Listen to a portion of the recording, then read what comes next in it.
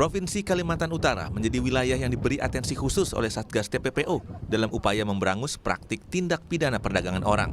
Provinsi Kalimantan Utara menjadi provinsi yang rentan terjadi praktik TPPO karena merupakan wilayah perbatasan antara Indonesia dengan Malaysia. Maraknya kasus tindak pidana perdagangan orang membuat polisi melakukan patroli di perbatasan Indonesia-Malaysia, seperti di Sungai Ular, Kabupaten Nunukan. Wilayah perairan di kawasan Kalimantan Utara ini mendapat perhatian khusus karena banyak jalur tikus yang bisa digunakan untuk membawa pekerja Indonesia ke Malaysia secara ilegal. Dan preventifnya mungkin dengan ini, saat ini kita patroli ya pol air, dari Sabaran juga bisa kalau daerah daratan, kalau bisa daerah perairan ini dan patroli pol air bisa untuk melakukan pencegahan kepada kapal-kapal yang sedang menuju ke arah-arah perbatasan ini. Nah itu represifnya penegakan hukum yang kita lakukan kemarin dan sampai saat ini dan mungkin terus kita akan terus tindakan tegas. Sejak dibentuk pada awal Juni 2023 ini, Satgas TPPO Polri telah menerima 456 laporan polisi, menangkap 552 tersangka kasus TPPO dan menyelamatkan sedikitnya 1.596 korban. Sementara menurut Satgas TPPO, setidaknya ada 4 modus tindak pidana perdagangan orang, yakni dijadikan pekerja migran, dijadikan anak buah kapal, dijadikan PSK, eksploitasi anak. Sementara itu, Direktur Eksekutif Migran Watch, Asnil Tan, mengimbau agar Satgas TPPO tidak menyalahgunakan wewenang untuk memberantas pekerja migran ilegal. Migran Watch menegaskan ada perbedaan antara pekerja migran dengan perdagangan orang, sehingga persoalan pekerja migran unprocedural atau ilegal tidak bisa dicampur adukan dengan kasus perdagangan orang. Sebenarnya Satgas TPPO ini dibentuk untuk memberantas pekerja migran unprocedural atau memberantas perdagangan orang. Seharusnya Presiden membentuk Satgas tersendiri. Karena Satgas TPPO ini acuannya Undang-Undang 21 tahun 2007. Sedangkan kasus PNI unprocedural atau ilegal itu acuan undang-undangnya adalah Undang-Undang 18 tahun 2017. Di sisi lain, Kepala Badan Perlindungan Pekerja Migran Indonesia, Beni Ramdhani berjanji untuk lebih memperbaiki tata kelola penempatan pekerja migran Indonesia agar WNI tidak terjebak dalam TPPO. Iya, kita sedang memperbaiki tata kelola penempatan, pelindungan agar para pekerja kita memiliki pride, memiliki rasa kebanggaan, percaya diri, ya, dan harga diri dan martabat mereka ini kan harus dijaga oleh negara. Mereka ini pahlawan devisa loh. Tidak boleh ada satu manusia pun atas nama apapun menistakan dan merendahkan martabat pekerja migran Indonesia. Nah, di saat kita sedang melakukan kerja keras ini, kita diganggu nih oleh sindikat mafia yang berpesta pora memperjualbelikan anak-anak bangsa. Ya. Apapun bentuknya, perdagangan orang harus diberantas. Di sisi lain, tata kelola pekerja migran juga harus lebih diperbaiki agar negara bisa mempermudah dan menjamin hak WNI yang ingin mengubah nasib di negeri orang dan bukan justru menjadi korban perdagangan orang. Tim Liputan, Kompas TV.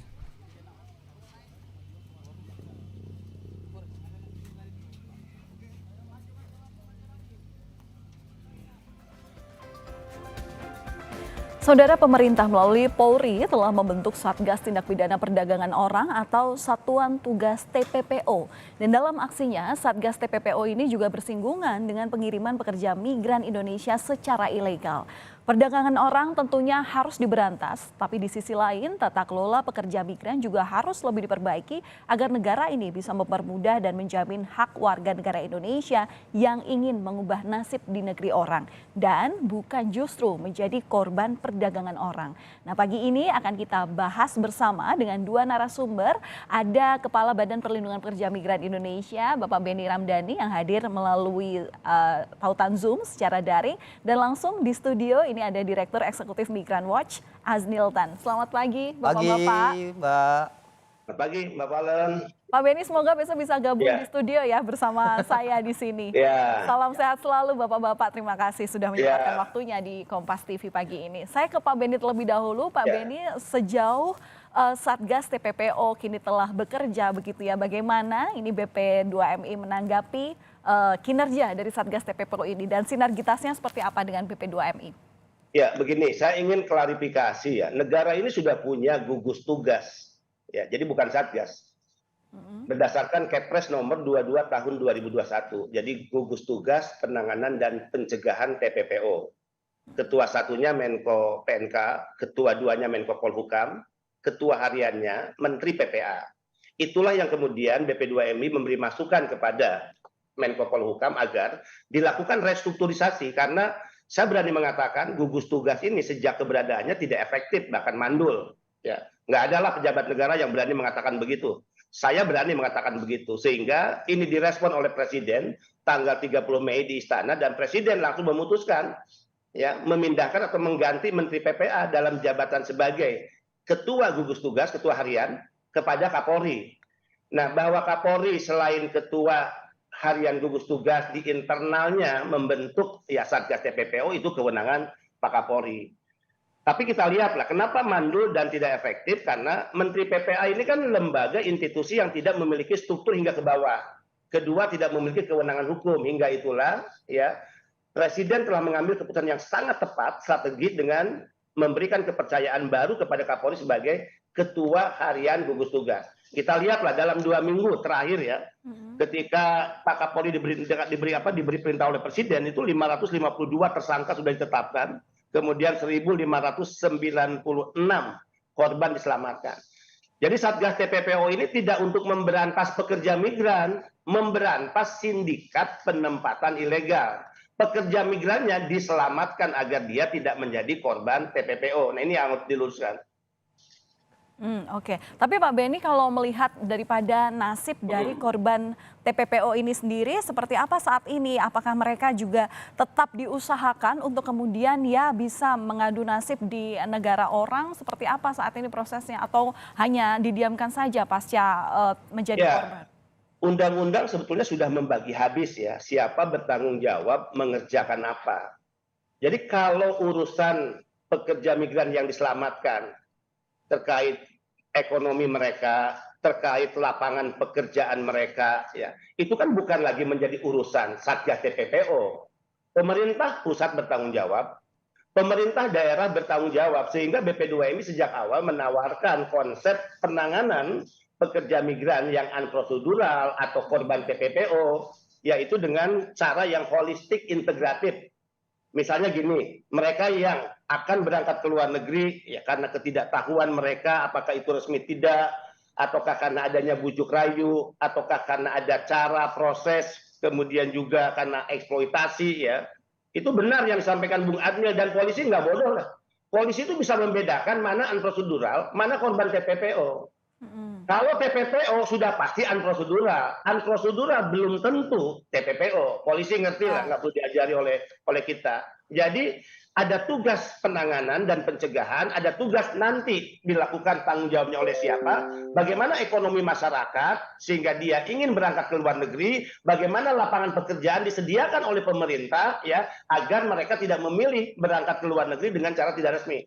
Nah, semua punya tanggung jawab ya, pemerintah daerah, pemerintah pusat. Iya, tentu itu yang juga menjadi perspektif daripada Pak Asnil ya. Pak Asnil di sini juga saya tertarik dengan perspektif Pak Asnil yang mengatakan bahwa jangan sampai Satgas TPPO ini tidak bisa membedakan mana ranahnya dalam penindakan yang berujung pada perdagangan orang, kemudian juga PMI ilegal. Ya. Nah, bisa dijelaskan secara singkat kepada kami, Pak? Begini Mbak, kadang orang ini banyak keliru ya. Perdagangan orang ini harus di-clearkan dulu. Ini kan hasil dari konvensi internasional, protokol Palermo di Italia tahun 2000, mengecam tindakan perdagangan orang. Apakah perdagangan orang ini harus ngerti dulu definisinya. Karakteristiknya pun harus kita ngerti. Perdagangan orang itu adalah orang yang dikontrol. Contoh sederhananya adalah seperti mucikari. Ada seorang wanita dilacurkan menjadi seks komersial, lalu dapat untung, dia menentukan harganya, dia menempatkan keuntungan besar. Itu perdagangan orang sederhananya. Lalu kita pada 2007 lahirlah Undang-Undang Tindak Pidana Perdagangan Orang. di mana mengadopsi hasil protokol Palermo di Itali tersebut pada tahun 2000 tadi. Dan seluruh dunia pun melakukan pelarangan terhadap perdagangan orang ini. Ini benar perdagangan budak, budak modern. Karena dikontrol. Kalau budak lama, mereka tuh menjadi hak milik, bisa bebas seenaknya, seperti hewan ternak. Hewan ternak kan perbudakan. Tapi sekarang perbudakan modern itu dikontrol aja, di bawah tekanan tuh psikologis. Sekarang kita bertanya, ini yang narasi yang saya tolak. Kenapa mereka tuh menyebut ini tidak pidana perdagangan orang? Ini bukan perdagangan orang, sesat ini, salah, salah definisi. Bentar Pak Asnan, tapi selama ini ketika melihat proses yang sudah bekerja, Satgas TPPO ini yang sudah mulai dibentuk per Juni 2023, ini seperti apa efektivitasnya? Apakah memang salah sasaran? Salah sasaran, salah alamat. Gimana salah datanya alamat. Pak? Gini, Mbak, Gimana datanya? Saya mengakui PMI kita ini, TKI kita ini banyak masalah di luar negeri. Ya kan? Permasalahan itu ada 3 hal. Apa aja permasalahan? Permasalahan ketenaga kerjaan, apa tuh gaji nggak layak. Ya, jaminan kesehatan kurang. Terus ada lagi permasalahan Jam kerja berlebih. Nah, itu satu ya, kasus ketenaga kerjaan. Kedua, kasus keimigrasian. Karena berangkat sini ternyata ilegal sana. Ya kan? Karena dokumen yang bisa nggak ada. Tapi perlu dicatat, kasus keimigrasian ini, ketika legal di sini, sana bisa legal. Ilegal di sini, legal di sana. Contoh Singapura. Singapura di sini ilegal, di sana legal. Terus contoh lagi di sini, Arab Saudi. Di sini ilegal, dilarang, di sana legal. Jadi beda. Terus kasus apa lagi? Kasus kriminalitas. Nah, ini penganiayaan. Di semua negara kasus orang diniaya, orang disiksa, orang dipukul, kriminalitas. Jadi bedakan, perbudakan controlling. Jangan lalu digerebok, ditangkap-tangkapin orang ini, seakan orang ini dicap, distempelin, dilabeli perdagangan orang. Ini itu hampir sama petroisasi waktu zaman Soeharto dulu. Di mana orang bertato untuk seni dianggap penjahat semuanya. Ah, ini atribut ini merusak dunia pertempatan. Merusak jasa ketenagakerjaan, dianggap dunia kejahatan, dunia kotor, penuh kebejatan. Itu sesat. Oke, memang untuk penyaluran pekerja migran Indonesia ini kan ada pihak ketiga ya, di sisi juga pemerintah melakukan pengawasan. Nah, Pak Benny ini seperti apa kalau dari BP2MI kemudian untuk apa ya istilahnya menjadi polisinya untuk para pihak ketiga ini supaya mendapatkan tata kelola yang benar begitu. Jadi memang dalam penyalurannya seperti benar. Nah, seperti apa Pak Benny menanggapi hal ini? Ya, yang dilakukan oleh Satgas TPPO ya, yang dibentuk oleh Kapolri di internal Kepolisian Republik Indonesia, tentu kita apresiasi lah. Bagaimana anak-anak bangsa apresiasi Pak? Itu salah. Sebentar. Salah. Bagaimana anak-anak bangsa? Garbage in, garbage out. Anak bangsa? Sebentar. Hasilnya salah.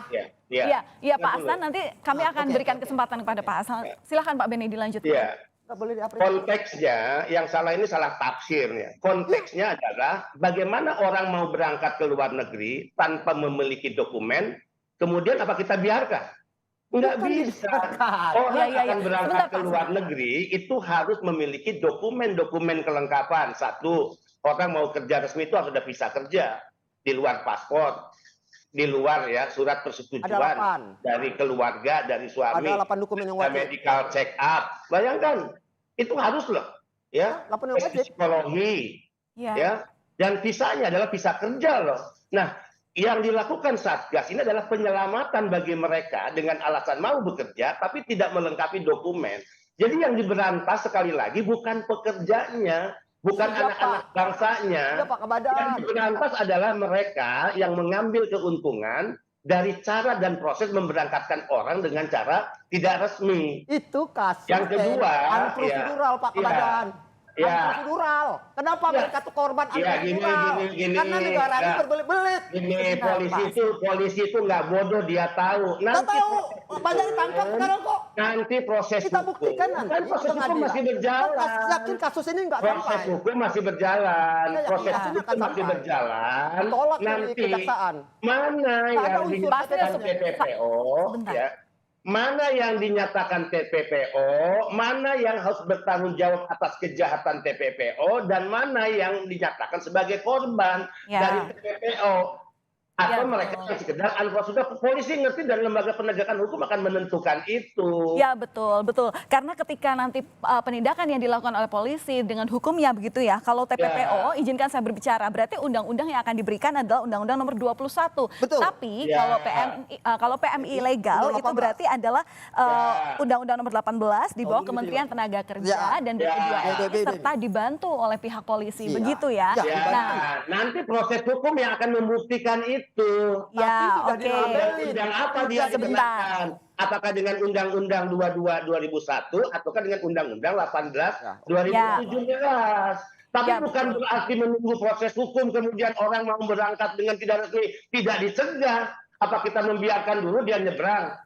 Kan nggak begitu dong. Negara bertanggung jawab memberikan perlindungan kepada anak bangsa agar tidak diberangkatkan tidak resmi. Ya betul. Saya paham dengan penjelasan dari Pak Benny. Tapi kalau untuk Pak Asnil ini mungkin dari tadi kan ada hal yang salah karena semuanya menjadi satu gitu. Saya akan bertanya juga terkait dengan tawaran solusi dari Migran Watch agar hubungan TPPO dengan yang terjadi saat ini PMI ilegal itu tidak tercampur, seperti apa solusinya Pak dalam penanganannya di lapangan? Ya kalau mau Presiden bentuk dong Satgas tersendiri. Karena ini bukan TPPO. Itu Satgasnya sudah ada. Begini Pak Badan, tunggu, dengarkan ya. Kasus TPPO itu ada. Pak Benny kami coba dengarkan satu-satu. Nanti kami akan kembali ke Pak Benny dengan memberikan kesempatan yang sama Pak Benny. Pak Badan. Sebentar, silakan Pak. Tenaga kerjaan, kasus undocumented. Kasus unprocedural, dia tidak punya dokumen, tapi jangan itu dikatakan TPPO. Memang mereka tuh melanggar aturan, ketentuan, cara bekerja ke luar negeri yang 8 syarat tadi itu. Tetapi mereka bukan TPPO, gitu. Ini salah. Kalau ini membasmi itu, membasmi PMI ilegal, cara membasmi PMI ilegal, buat satgas tersendiri. Jangan dibuat satgas, jangan menggunakan namanya TPPO, satgas TPPO. Atribut inilah yang akhirnya menjudge, mempersepsikan orang yang belum tentu TPPO udah dianggap oleh publik perbuatan perdagangan orang. Ini kasusnya, kasus undocumented ini, itu tugas PPDMI bagaimana cara membangun sebuah sistem yang mudah, gampang, praktis. Jangan banyak neko-neko, jangan lebay, jangan terlaluan, jangan intervensi pasar. Ini enggak mengintervensi pasar. Oke, Pak Asnil. Ini pasar tenaga kerja Pak Benny. Ini orang cari nafkah. Oke, Pak Asnil. Pak Asnil boleh? Pak Asnil. Jangan kalau dapat Pak Benny itu memperjuangkan ini bagaimana mudah, praktis. Yaitu aman, terlindungi. Apa tuh perjuangan pekerja migran itu? Bagaimana mereka tuh gajinya bagus? Bagaimana mereka itu jam kerjanya bagus? Bagaimana jaminan kesehatannya bagus? Udah itu bagaimana mereka tuh kondisi kerja tuh aman, nyaman. Ya Pak Asnil, oke kami mendapatkan poinnya. Tadi juga itu sudah sempat disampaikan. Pak Benny menanggapi seperti apa janji tata kelola pekerja PMI ilegal ini? Tidak resmi kan gitu, itu tugas negara. Itu tugas PPDMI bukan tugas TPPO. Bagaimana mereka tugas PPDMI atau menakar bukan tugas agar tidak berangkat dengan cara itu perdagangan orang. Ini masalah ketenaga kerjaan, masalah keimigrasian. Ini jangan campur adukan. Ngawur namanya itu. Ngawur. Pak Asnil ini gantian Pak ya. Dari sisi diksi aja nih Pak Asnil, Anda kan LSM, jangan pakai diksi pasar dong. Ini bukan barang, bukan hewan. Bukan ini pasar kerja. Pasar itu ada 3, pasar uang, pasar komoditi, pasar kerja. Itu umum Pak Badan. Jangan dianggap perdagangan ini yang saya salahkan Pak Badan. Pak Badan. Jasa tenaga kerja dengan perdagangan orang itu beda Pak Badan. Sebagai bentuk kalau gitu, kalau Pak Benny melakukan perdagangan orang di kantor Pak Benny itu yang apa tuh? Yang outsourcing, Pak Asnil. Nanti Pak Adnil baca pasal 47 Undang-Undang 18. Apa sih yang menyiksa? Pak Asnil coba kita harus dengarkan bersama. Jadi jangan. Tanggung jawab kepala badan diatur di pasal 47 terkait kebijakan, terkait regulasi. Itu bukan tanggung jawab kepala badan. Silakan Pak Benny. Kalau bagus Pak Benny bangun itu. Penyelenggara pelaksana penempatan. Jangan glorifikasi isu TPPO ini ide usul Pak Adil itu sampaikan kepada Kementerian Ketenagakerjaan agar regulasinya Kalau Pak dibuat. Badan sering saya sampaikan, Pak Badan itu sahabat Usulkan pada saya. Presiden. Gampang kok saya ketemu Pak Ya. Badan. Sebentar, Pak. Kali aja Migran World sebagai LSM besar ini didengar oleh Presiden, didengar oleh Naker kali Saya aja. perjuangkan kan? sampai ke Presiden. Didengar, Presiden ya, harus tahu gitu. permasalahan ini. Jangan Presiden Ya, makanya kalau main jalan pemerintah praktis Migran aja, World, langsung mau. Iya, Pak Asnil. Ini kan LSM, Migran World ini kan LSM Ya. diakui. Saya kan berbadan punya hukum. teman Kali namanya aja Pak Kepala Badan, usulannya Benny Ramdhani. didengar. Kali aja usulannya didengar oleh pemerintah, kali aja. Ya saya teriakkan sekarang bahwa tindakan Oke, yang sekarang sudah. salah alamat, Ya. salah karakteristik, gitu. Iya Pak Asnil, ini kalau misalnya Bapak terlalu nada tinggi, nanti kita nggak dapat poin dialognya seperti apa. Jadi kita harus, Jadi salah definisi ini harus diluruskan Pak Kepala Badan kita ini. iya betul. Jangan mengglorifikasi isu TPPO sehingga kacau seperti kayak gini sekarang. Orang sakit perut dibilang sakit kepala. Iya, Kacau. kami paham dengan maksud Anda Bapak, Iya. tapi kita juga harus dengarkan supaya memang nanti mendapatkan Orang sakit perut dibilang konteksnya. sakit kepala. Iya, Orang bilang sebentar. sakit gigi, salah diagnosis, salah bawa ke rumah sakit, salah dokter.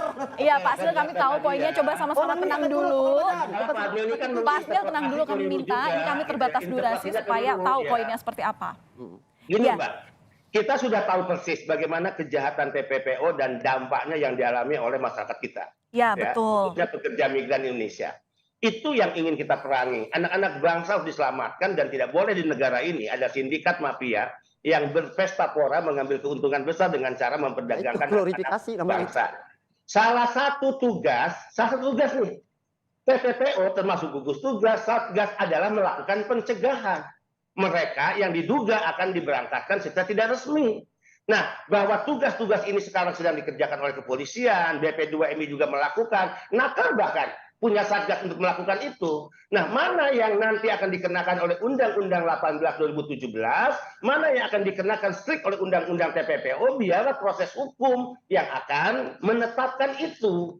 Jadi Ya. apakah karena tadi tafsir TPPO, ketenagakerjaan menjadi perdebatan, kemudian ada orang nih, hari ini ada orang 1.000 mau berangkat, kita biarin karena kita terlibat dalam perdebatan yang tidak tuntas. Biarlah proses hukum yang akan menentukan apakah undang-undang ketenagakerjaan Oke, baik. ataukah undang-undang TPPO gitu. Iya betul, memang kalau untuk isu tenaga, maksud kami adalah TPPO itu memang harus diberantas. Tapi sekali Ya. lagi tata kelola dalam menjadi solusi dalam PMI prosedural itu memang juga harus diperbaiki supaya Betul. memang hak Ya. daripada pencari Ya, pekerjaan betul. daripada Dan itu warga tugas negara semua. Indonesia di negara lain itu bisa Ya. benar-benar terakomodir begitu. Betul. Terima kasih atas waktu yang sudah diberikan. Semoga dari dialog yang memang harusnya lebih panjang Harus nih ya panjang nih, waktunya, Mbak. ini bisa Karena didengarkan ada oleh pemerintah, definisi yang oleh pihak salah. terkait. Oke. Baik, kami paham maksud Anda Pak Asnil. Makasih Pak Adil. Iya betul. Pak Terima Kepala kasih Badan. Bapak-bapak sudah Salam. berbagi informasi bersama kami di sini. Ya.